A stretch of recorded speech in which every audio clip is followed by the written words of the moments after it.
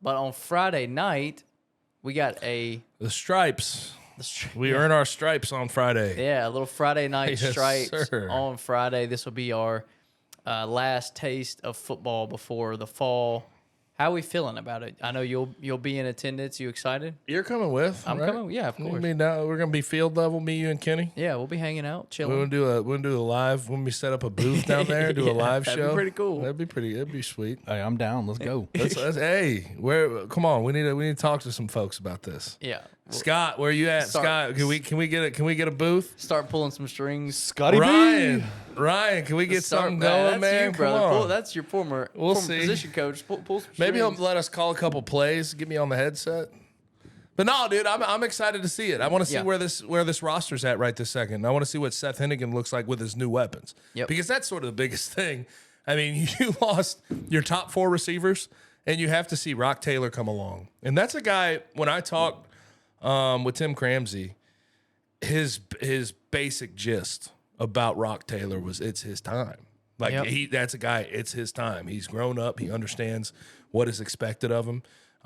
He's got really good hands. He's a strong player, but he says it's his time. He's got to take over. Yep. I've heard similar things about him. I've heard that he's looked really good throughout spring, and heard that this could be the year where he takes the next step. And it comes at a perfect time. Obviously, as you mentioned, losing a lot of weapons, but you also add guys in Demir Blankumsey and Towski Dove and guys like this that can build around that receiving core with Rock Taylor if he can take that next step going into this season. So yes, that's going to be extremely interesting, watching the receiving core, watching the way that Seth is working with them. As I mentioned, some new guys, so he's only had a few weeks, a month or so at this point to work with them in live action, live reps and pads and stuff. So it'll be very, very interesting to see what that looks like. Offensive and defensive line, we've talked about that a ton. Bigger, we'll see. We'll get to see what that looks like, see what some of these new guys look like live in person on the field and actually hitting each other and playing in a game. What I want to see, because right now, as of last check-in, you had a couple of guys, like Mykylan Pounders had his struggles last year in his redshirt freshman year. I want to see how much he's come along. That's a guy who could be awesome. Athleticism's there. Size is there. Yeah. I mean, the fact that he was starting at left tackle when the season started last year should tell you something about what they think about what he could project to be. He didn't quite get there last year, and he had some injuries along the way, but that's a guy I want to see what could happen with him.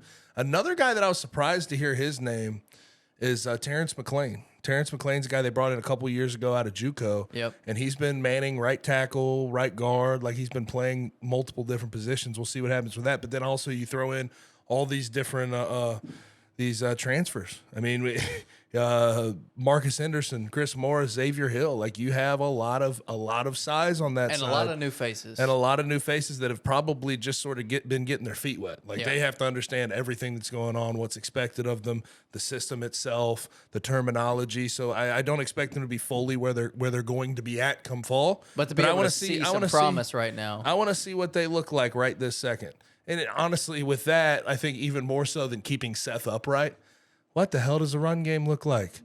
I've heard a lot about Jay Ducker sort of taking a lot of those carries. Heard a lot about Blake Watson. I heard Blake Watson, and what they like about Blake is they can shift him inside, outside. They can play him in the slot, and they can move him around. Also, he's been running the ball relatively well. But I just want to see what that run game looks like, because I think we even saw it in the spring last year. It just, even at the spring game, even at Friday Night Stripes, you didn't see a whole bunch of promise with it. Right. They need to take those steps in the right direction. Yeah, and to think on the flip side of that, we mentioned transfers on the offensive line. On the defensive line, you got Jalen Joyner from FAU. You got Derek Hunter, high-level JUCO transfer. You got Josh Ellison from Oklahoma. So they've got some legit, Power 5 level guys coming in on the defensive line. Obviously, Jalen Joyner, that's not a Power 5 guy, but he was highly productive at FAU 2 years ago before he was injured this year. So you've got a lot of productive big dudes on that D-line now. I think there's some sleep. Like, they have the ability off the edges this year, I think, more so than in past years, to get some nice pressure off the edge. Like, ever since, Bryce Huff, Jannard Avery, those guys have been gone, there's just hasn't been a whole lot of pressure off the edges.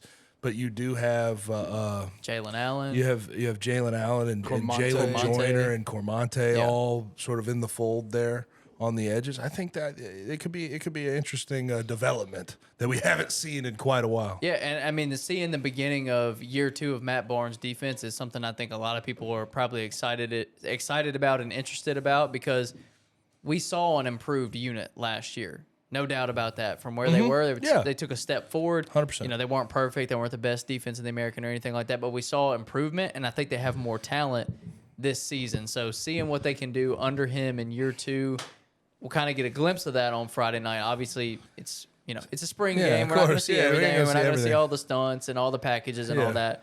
But we'll get to see what this defense looks like in live action, not only, schematically, but the size differential, which I think will be pretty noticeable. Sidebar, have you seen Matt Barnes coach in live action? Bro, it's wild. That man is intense as hell. That man On the that practice man field? gets after it. Yeah, he's wild. He gets after Does he? it. Yeah. I like it. I saw him That's actually- not, you need that grizzled. You need that DC who's just ready to jump after someone's ass. Yeah. and I mean, the that's- snap of a finger. That's like the prototypical defensive Yo, coordinator. you need that. That's what you got to You be. need that, man. It's a different mentality on that side Yeah, of you the get a ball. little edge. Yeah. Need a little edge about you.